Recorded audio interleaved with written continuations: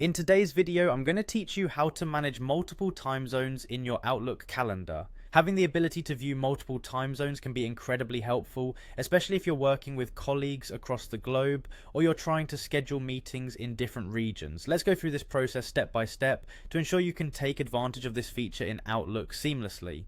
First, head over to Microsoft Outlook on your preferred web browser.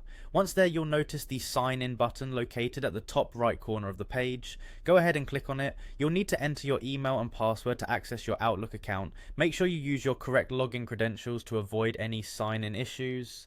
After you have successfully signed in, look to the left side of the page and click on the calendar icon.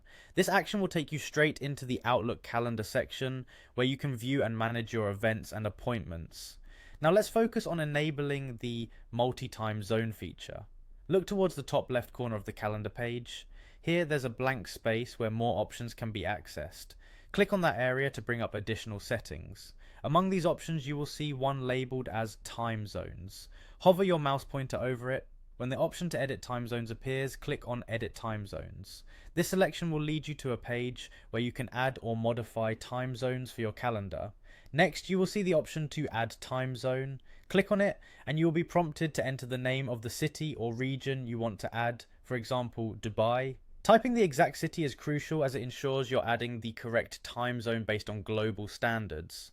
Following the city entry, there is a field for labeling. You can type a label that corresponds to the city or region, like Dubai, to easily identify the time zones in your calendar at a glance. Once you're satisfied with your entries, ensure no mistakes have been made before you proceed to the final crucial action, saving your settings. Look for the Save button on your screen, click it, and your changes will be securely recorded.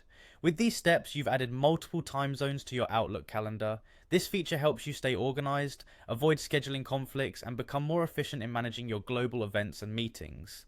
Thank you for watching this tutorial, and I hope you find this feature as useful as I do in better organizing your day.